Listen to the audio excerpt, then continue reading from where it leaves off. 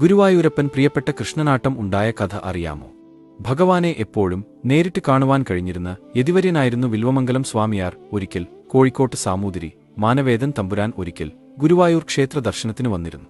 ക്ഷേത്രത്തിലെ ഇലഞ്ഞിമരച്ചുവട്ടിൽ, അതായത് ഇപ്പോഴുള്ള കൂത്തമ്പലം നിൽക്കുന്ന ഭാഗത്ത്, വില്വമംഗലം സ്വാമിയാർ ആനന്ദ ആശ്രുക്കളിൽ ആറാടുന്നത് കണ്ടു. ഒഴുകിവന്ന കണ്ണുനീർ തുടച്ച സ്വാമിയാരോട് തമ്പുരാൻ ചോദിച്ചു, അങ് എന്തിനാണ് ഇങ്ങനെ കണ്ണുനീർ പൊഴിക്കുന്നത്? കണ്ടിലെ തമ്പുരാനെ, കള്ളക്കണ്ണന്റെ ഈ കുസൃതിതരങ്ങൾ. ഓ, എനിക്ക് കാണുവാൻ സാധിക്കുന്നില്ല. ഒരു നോക്ക് ദർശനം എനിക്കും കിട്ടിയിരുന്നെങ്കിൽ. ഇത് പറയുമ്പോൾ തമ്പുരാന്റെ കണ്ഠം ഇടറിയിരുന്നു. വില്വമംഗലത്തിന്റെ മനസ്സ് ഇളകി.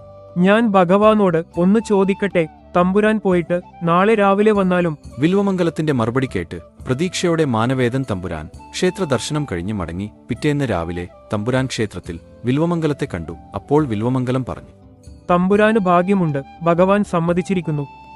എവിടെയാണ് എന്റെ ഭഗവാൻ നിൽക്കുന്നത്? ഒന്ന് കാണിച്ച് തരൂ വില്വമംഗലം. അല്ലയോ തമ്പുരാൻ, എന്നെ തൊട്ടുകൊണ്ട് അങ്ങോട്ട് നോക്കൂ. നിർദ്ദേശം കേട്ട തമ്പുരാൻ വില്വമംഗലത്തെ തൊട്ട് അങ്ങോട്ട് നോക്കി.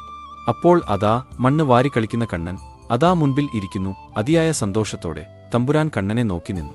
ഗരുണാവർഷം പൊഴിയുന്ന കള്ളക്കണ്ണുകൊണ്ട് ആ വെണ്ണക്കള്ളൻ തമ്പുരാനെ അടിമുടി നോക്കി അങ്ങനെ ചിരിച്ചു നിൽക്കുകയാണ്. എല്ലാം മറന്ന തമ്പുരാൻ കണ്ണൻ നേരെ ഒന്ന് വാരിപ്പുണരാൻ ഇരുകൈകളും വിടർത്തി. അപ്പോഴേക്കും ഇത് വില്വമംഗലം പറഞ്ഞിട്ടില്ലല്ലോ എന്ന് പറഞ്ഞ് കണ്ണൻ തെന്നി മാറി.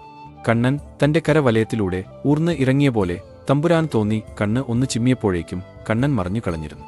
കണ്ണ് തുറന്നപ്പോൾ കണ്ടത് കൈത്തണ്ടയിൽ തങ്ങിക്കിടക്കുന്ന വർണ്ണമയിൽ പീലിയാണ്. പിന്നീട് കൃഷ്ണന്റെ കിരീടം നിർമ്മിച്ചു. അതിൽ ആ മൈപ്പീലി ഉറപ്പിച്ചു.